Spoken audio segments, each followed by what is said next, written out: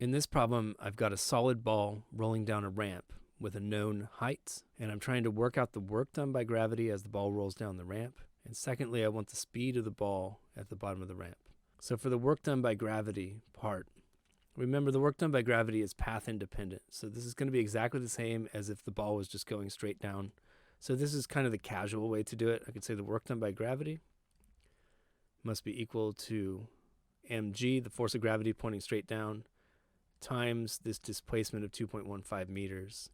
You could plug in 4.4 times 9.8 times 2.15. You're going to get the right answer. So this comes out to 92.7 joules.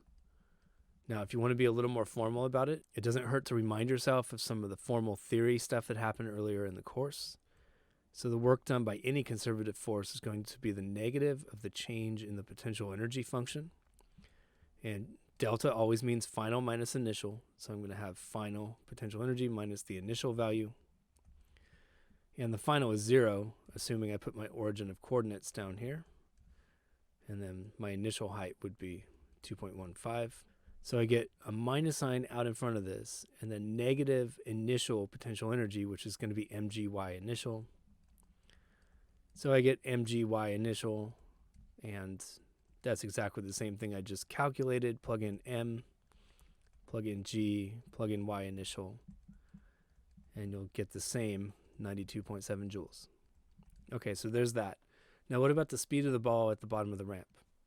It's critical here to realize that part of the energy is in the translation of this ball and part of the energy is in the rotation of the ball. And the ball is rolling without slipping. So just a little reminder over here. I'll post a link real quick to the video where this was derived.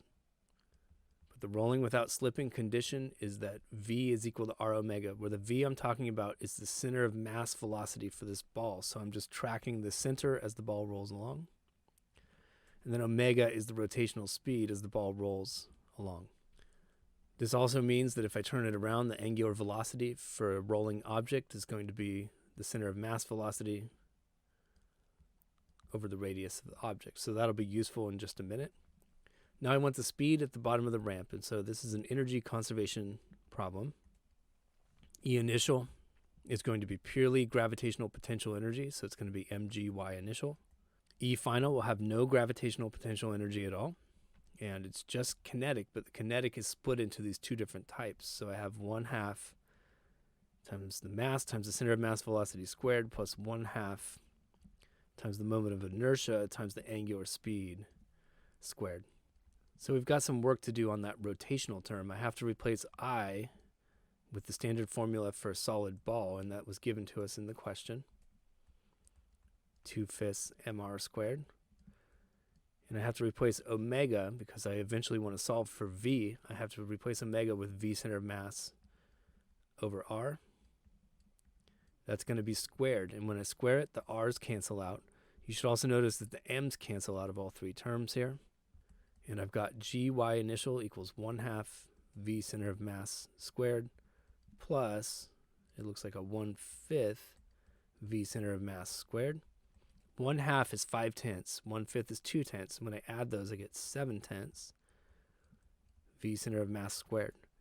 Now I multiply both sides by 10/7 and take the square root. And I've got 10 g y initial over 7 square rooted. Plugging in my numbers, that's 10 times 9.8 times 2.15, all divided by 7.